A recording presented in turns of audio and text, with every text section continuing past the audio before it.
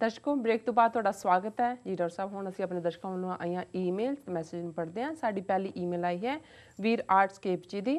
ਇਹ ਲਿਖਦੇ ਹਨ, ਬੜੀ ਸਿਫਤ ਦੀ ਗੱਲ ਹੈ ਕਿ ਸਿੱਖਾਂ ਨੇ 1 ਲੱਖ ਦਸਤਕ ਕਰਕੇ ਯੂਨਾਈਟਿਡ ਨੇਸ਼ਨਜ਼ ਨੂੰ ਪਟੀਸ਼ਨ ਰਾਹੀਂ ਭੇਂਟ ਕੀਤੇ ਸੀ, ਪਰ ਮੈਨੂੰ ਨਹੀਂ ਲੱਗਦਾ ਕਿ UN ਕੁਝ ਵੀ ਕਰੇਗੀ। ਇਹ ਸੰਸਥਾ ਉਹਨਾਂ ਨੇ ਸ਼ੁਰੂ ਕੀਤੀ ਸੀ ਜਿਹੜੇ ਕਿ ਸਾਰੀ ਦੁਨੀਆ ਤੇ ਰਾਜ ਕਰਨ ਦੀ ਆਸ ਰੱਖਦੇ ਹਨ। ਉਹੀ ਤਾਕਤਾਂ ਜੋ ਸਾਰੀ ਦੁਨੀਆ ਤੇ ਰਾਜ ਕਰਨਾ ਚਾਹੁੰਦੀਆਂ ਨੇ, ਇਹ ਉਹਨਾਂ ਦੀ ਹੀ ਖੇਡ ਹੈ। ਇਹਨਾਂ ਫਿਰੰਗੀਆਂ ਤੋਂ ਤਾਂ ਮੈਨੂੰ ਕੋਈ ਉਮੀਦ नहीं। गुरु साहब का फरमान है, कोई किसी को राज ना दे है, जो ले हैं निज बल से ले हैं, राज बिना सब दले मले हैं। सोवरन गुरु हरगोबिंद साहब जी सानू अकाल तख्त साहब का तोहफा दे गए सी, असी उसका पूरा इस्तेमाल नहीं किया। इक्को चाबी है जथेदार नू अपने पंथ वालों वंगार दिती जाए कि जां तुसी पंथ दी सुनो जां श्रोमणी अकाली दल ते बादल दी। गुरुआं दे आदेश मुताबक सिर्फ ते सिर्फ पंथ की गल सुनने का हुक्म है। गुरु फतेह जी डॉक्टर साहब। इन्हां दा नाम तो शायद वीर गुरमीत सिंह है। इन्हां दी ID ये आर्ट्सकेप तो लिखते हैं। बड़ी मेरा ख्याल है इन्हां दियां 25-30 ईमेल्स पिछले कुछ हफ्तियां च आईयां होणगियां जी। पढ़न का बहुत शौक रखते हैं और कई इन्हां दे लिंक जिहड़े मैनूं भेजदे ने मेरे लिए बड़े गुणकारी हुंदे ने, वो मैं साइट देखे भी नहीं हुंदे जी जी। और जिथे कि ट्रैडिशनल थिंकिंग नालों एक हुंदा है भी जोड़ा मीडिया इन्हां दा भी CNN है, फॉक्स न्यूज़ है, MSNBC है, दूसरे ने मेजॉरिटी लोग तो वही प्रभाव कबूलते हैं जो मीडिया स्टोरी बेचता है। फूड के हवाले नाल होए, पॉलिटिक्स के हवाले नाल होए, सोशल प्रैक्टिसिस होण, कल्चरल प्रैक्टिसिस होण जी। पर इन्हां च भी कुछ जिहड़े मूल थिंकर ने जिहड़े गल दे पिछे दी स्टोरी नूं समझदे ने, वो कुछ ना कुछ चैलेंजिंग कहंदे ने या चैलेंजिंग लिखते हैं। सो ये इन्हां दा वीर आर्ट्सकेप जी का शौक है कि ये उन्हां गल्लां नूं लभ के लिआंदे ने जिहड़ी कि मूल रूप दे विच उस दे पिछे की है, भावें नज़र सामने कुछ होर आ रहा है। सो उन्होंने इस लिखत दे विच हवाला दिता है जिवें पिछे एक पैटीशन कैंपेन यूनाइटेड नेशनस नूं 1 लाख दस्खतां वाली पैटीशन दिती गई, शायद 10 लाख दस्खत सी मेरा ख्याल है जी। 10 लाख सी 1 मिलियन कि नवंबर 84 दे जिहड़े उसनूं नस्लकुशी मन्निया जाए, सिख नस्लकुशी, और अकाउंटेबल ठहराया जाए जिहड़े भी इस दे परपीट्रेटर्स ने करन वाले ने जी। सो उन्होंने कहा भी चंगी गल है उन्होंने, पर उन्होंने कहा भी इस चों अपने लिए निकलना कुछ नहीं है क्योंकि यूनाइटेड नेशनस जिहड़ी है वो तो एक फ्रंट संस्था है जिहड़ा कि पश्चिमी देशों ने दुनिया ते राज करन दे लई बनाई हुई है। और उहदे च उन्होंने फिर बड़ी चढ़दी कला च जिहड़े 10वें पातशाह दा फरमान है उसनूं दोहराया कि कोई किसी को राज न दे हैं, जो ले हैं निज बल से ले हैं, राज बिना सब दले मले हैं जी। हुण दलना भी ऑपरेशन नूं कहंदे, मलना भी जिहड़ा है वो ऑपरेशन नूं कहंदे ने कि जे तुहाडे कोल पोलीटिकल पावर नहीं है तो फिर दले मले का मतलब हुंदा है कि मैं तुहाडा रलगढ़ बना देणगे, जिसनूं असीं ऑपरैस्ड, सप्रैस्ड, रिप्रैस्ड अंग्रेजी के शब्द इस दे लई इस्तेमाल करते हैं। गुरबाणी च भी इस प्रथा असीं पढ़ते हैं कि जिस ही की सरकार तिस ही का सब कोई, कि जिहदी सरकार हुंदी है, जिहदी हुकूमत हुंदी है, जिहदे कोल पोलीटिकल पावर हुंदी है, अल्टीमेटली उन्हां दा ही सभ्याचार चलदा है। अज पंजाब च देख लो, तुहानूं हिंदी बोलण वाले मिलणगे, स्कूलों च भी हिंदी, चंगे भले तुहाडे नाल सिखां दे बच्चे जिहड़े ने वो मापिओ नाल हिंदी बोल रहे हुंदे ने। अगे तो असीं दिल्ली, बंबई जां दूजे हवाले नाल देखदे सी, अज पंजाब च भी जिहड़ा है वो इवें ही है। सो ये है जिस ही की सरकार, उन्हां दी हुकूमत है, उन्हां दा सभ्याचार है। स्कूलों च तुसीं अंग्रेजी हिंदी बोल सकदे हो, पंजाबी बोलना जिहड़ा वो फाइन करवांदा बच्चों पंजाब दे विच बैठे जी। बाकी जिहड़ा उन्हां दा यूनाइटेड नेशनस बारे भी एनालिसिस है, मैं उहदे नाल सहमत होए बिना नहीं रह सकदा। इहदे च कोई शक नहीं कि यूनाइटेड नेशनस दी पहली संस्था लीग ऑफ नेशनस सी, दूसरे संसार युद्ध तो बाद जिहड़ी है लीग ऑफ नेशनस होई, UNO उदों कहंदे सी यूनाइटेड नेशनस ऑर्गेनाइजेशन, हुण कल्ला UN इहनूं कहंदे ने, वो विचोड़ा हत्थ है।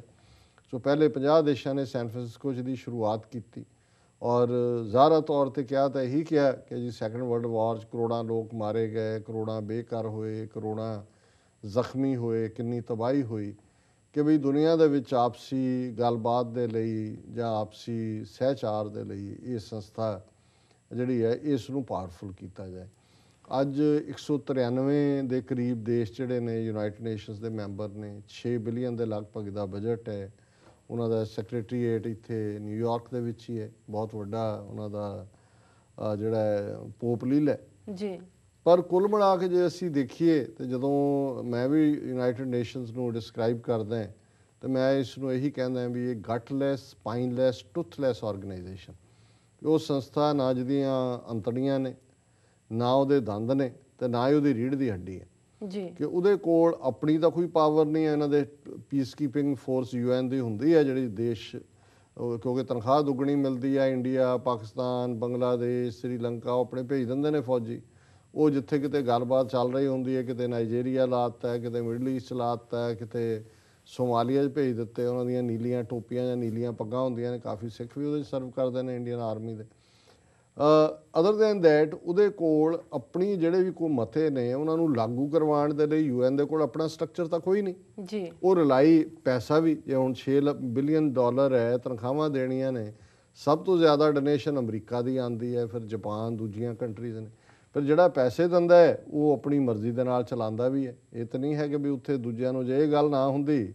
ਹੁਣ ਕਸ਼ਮੀਰ ਦੇ ਮੁੱਦੇ ਤੇ 16 ਮਤੇ ਨੇ, ਰੈਜ਼ੋਲੂਸ਼ਨ ਨੇ ਕਿ ਵੀ ਕਸ਼ਮੀਰ 'ਚ ਲੋਕਾਂ ਨੂੰ ਪੁੱਛੋ ਕੀ ਚਾਹੁੰਦੇ ਨੇ। ਉਹ ਇੰਡੀਆ ਨਾਲ ਜਾਣਾ ਚਾਹੁੰਦੇ ਨੇ, ਪਾਕਿਸਤਾਨ ਨਾਲ ਜਾਣਾ ਚਾਹੁੰਦੇ ਨੇ, ਪਰ ਕਿਉਂਕਿ ਅਮਰੀਕਾ ਦਾ ਇੰਟਰਸਟ ਜਿਹੜਾ ਹੈ ਉਹ ਇਹਦੇ 'ਚ ਨਹੀਂ ਹੈ ਤੇ ਉਹ ਪਏ ਨੇ ਮਤੇ, ਕੋਈ ਨਹੀਂ ਹੈ। ਜੇ ਹੁਣ ਇਜ਼ਰਾਈਲ ਦਾ ਮੁੱਦਾ ਆ ਜਾਏ, ਇਜ਼ਰਾਈਲ ਤੇ ਅਰਬਾਂ ਦਾ, ਅਮਰੀਕਾ ਜਿਹੜਾ ਇਜ਼ਰਾਈਲ ਦੇ ਹੱਕ 'ਚ ਵੀਟੋ ਕਰ ਦਿੰਦਾ ਹੈ ਸਿਕਿਉਰਿਟੀ ਕੌਂਸਲ। ਜੀ। ਇਸੇ ਤਰ੍ਹਾਂ ਸਿੱਖਾਂ ਦਾ ਇਸ਼ੂ ਹੈ। ਹੁਣ ਤਾਮਿਲਾਂ ਦਾ, ਭਾਵੇਂ ਤਾਮਿਲਾਂ ਲਈ ਥੋੜ੍ਹੀ ਬਹੁਤ ਆਵਾਜ਼ ਅਮਰੀਕਾ ਨੇ ਉਠਾਈ ਹੈ ਹਿਊਮਨ ਰਾਈਟਸ ਕੌਂਸਲ, ਪਰ ਕੁੱਲ ਮਿਲਾ ਕੇ ਕੀ ਹੈ, ਜਿਹਦੀ ਸਰਕਾਰ ਹੈ ਉਹਨਾਂ ਦੀ ਗੱਲ ਚੱਲੇਗੀ। ਉਹਨਾਂ ਨੂੰ ਕੌਣ ਪੁੱਛੇਗਾ? ਜੇ ਨਸਲਕੁਸ਼ੀ ਦੇ ਹਵਾਲੇ ਨਾਲ ਅਸੀਂ ਦੇਖੀਏ ਤੇ ਸਿੱਖਾਂ ਨਾਲ ਕੀ ਨਹੀਂ ਹੋਇਆ, ਕਸ਼ਮੀਰੀਆਂ ਨਾਲ ਕੀ ਨਹੀਂ ਹੋ ਰਿਹਾ। ਅਸੀਂ ਤਾਂ ਚਲੋ ਸਿੱਖ ਹੈ ਜਾਂ ਕਸ਼ਮੀਰੀ ਮੁਸਲਮਾਨ ਨੇ। ਨਾਗਾਲੈਂਡ ਦੇ ਨਾਗੇ ਉਹ ਤਾਂ ਈਸਾਈ ਨੇ, ਇਹਨਾਂ ਦਾ ਵੀ ਮਜ਼ਹਬ ਈਸਾਈ ਹੈ। ਲੇਕਿਨ ਅਲਟੀਮੇਟਲੀ ਇਹ ਵੱਡੀਆਂ ਤਾਕਤਾਂ ਦੀ ਖੇਡ ਹੁੰਦੀ ਹੈ।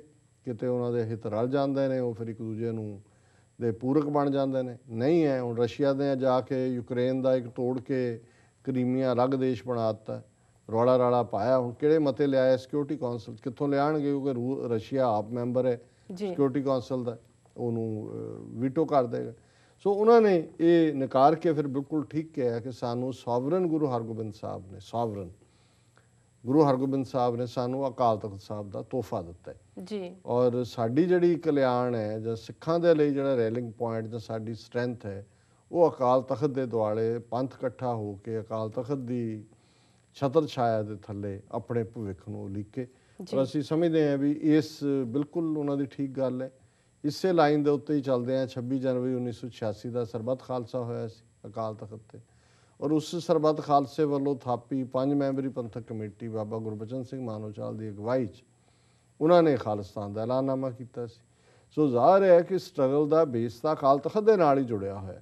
ਔਰ ਹਕੂਮਤ ਨੇ ਵੀ, ਜਿਨ੍ਹਾਂ ਨੇ ਇਸ ਹਫ਼ਤੇ 30 ਸਾਲ ਪਹਿਲਾਂ ਅਟੈਕ ਕੀਤਾ, ਉਹਨਾਂ ਨੇ ਵੀ ਅਕਾਲ ਤਖਤ ਨੂੰ ਹੀ ਰਬਲ ਦੇ ਵਿੱਚ ਕਨਵਰਟ ਕੀਤਾ, ਉਹਦੇ ਖੰਡਰਾਤ ਬਣਾਏ, ਕਿਉਂਕਿ ਉਹ ਵੀ ਸਾਨੂੰ ਮੈਸੇਜ ਇਹੀ ਦੇ ਰਹੇ ਸੀ ਵੀ ਤਖਤ ਤੁਹਾਡਾ ਨਹੀਂ ਹੈ, ਤਖਤ ਤਾਂ ਦਿੱਲੀ ਦਾ ਜੀ। ਸੋ ਸਾਡਾ ਜਿਹੜਾ ਦਿੱਲੀ ਤਖਤ ਤੋਂ 2 ਫੁੱਟ ਉੱਚਾ ਤਖਤ ਹੈ, ਕਈ ਵਾਰ ਖੰਡਰਾਤ ਬਣਿਆ, ਅਬਦਾਲੀ ਨੇ ਬਣਾਇਆ, ਮੁਗਲਾਂ ਨੇ ਬਣਾਇਆ, ਅਬਦਾਲੀ ਦੇ ਪੁੱਤਰ ਨੇ ਬਣਾਇਆ, ਤੈਮੂਰ ਨੇ, ਪਰ ਸਾਡੇ ਅੰਦਰ ਅਕਾਲ ਤਖਤ ਸਾਡੇ ਅੰਦਰ ਹੈ, ਜਿਹੜਾ ਕਿ ਸਾਨੂੰ ਚੜ੍ਹਦੀ ਕਲਾ ਦਿੰਦਾ ਹੈ, ਕੌਮ ਦਾ ਘਰ ਬਣਾਉਣ ਦੀ ਪ੍ਰੇਰਨਾ। ਅਸੀਂ ਉਦੋਂ ਵੀ ਢੱਠਿਆਂ ਨੂੰ ਦੁਬਾਰਾ ਬਣਾਇਆ, ਹੁਣ ਵੀ ਮਤਲਬ ਅਸੀਂ ਸਾਡੀ ਪ੍ਰਭੂਸੱਤਾ, ਬਾਦਸ਼ਾਹਤ, ਇਹ ਸਾਡਾ ਮੂਲ ਨਿਸ਼ਾਨ ਹੈ। ਔਰ ਅਸੀਂ ਸਮਝਦੇ ਹਾਂ ਵੀ ਬਾਕੀ ਜਿਹੜਾ ਇਹਨਾਂ ਨੇ ਕਿਹਾ ਵੀ ਜਥੇਦਾਰ ਨੂੰ ਇਹ ਨੋਟਿਸ ਦਿਓ ਵੀ ਤੂੰ ਬਾਦਲ ਦੀ ਜਾਂ ਅਕਾਲੀ ਦਲ ਦੀ ਗੱਲ ਸੁਣਨੀ ਹੈ ਜਾਂ ਪੰਥ ਦੀ ਸੁਣਨੀ ਹੈ, ਕਿਉਂਕਿ ਅਲਟੀਮੇਟਲੀ ਪੰਥ ਦੀ ਗੱਲ ਸੁਣਨ ਲਈ ਗੁਰੂ ਸਾਹਿਬ ਨੇ ਕਿਹਾ।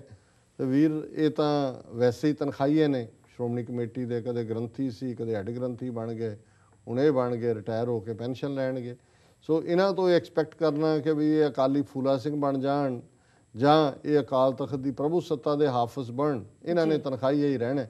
ਸੋ ਮੇਰਾ ਖਿਆਲ ਹੈ ਵੀ ਪੰਥ ਆਪਣੇ ਤੌਰ ਦੇ ਉੱਤੇ ਆਜ਼ਾਦਾਨਾ ਫੈਸਲੇ ਲਏ ਆਪਣੀ ਆਜ਼ਾਦੀ ਨੂੰ ਦੇ ਗੋਲ ਨੂੰ ਨੇੜੇ ਲਿਆਉਣ ਦੇ ਲਈ। ਸੋ ਇਹਨਾਂ ਦਾ ਬਹੁਤ ਬਹੁਤ ਧੰਨਵਾਦ ਕਿ ਉਹਨਾਂ ਨੇ ਸਾਨੂੰ ਲਿਖਿਆ। ਜੀ ਡਾਕਟਰ ਸਾਹਿਬ, ਵੇਲਾ ਹੋ ਗਿਆ ਬ੍ਰੇਕ ਤੇ ਜਾਣ ਦਾ। ਵਿਊਅਰਸ, ਵਿਚਾਰਾਂ ਦਾ ਸਿਲਸਿਲਾ ਇਸ ਤਰ੍ਹਾਂ ਚੱਲਦਾ ਰਹੇਗਾ। ਮਿਲਦੇ ਹਾਂ ਛੋਟੇ ਜਿਹੇ ਵਕਫੇ ਤੋਂ ਬਾਅਦ।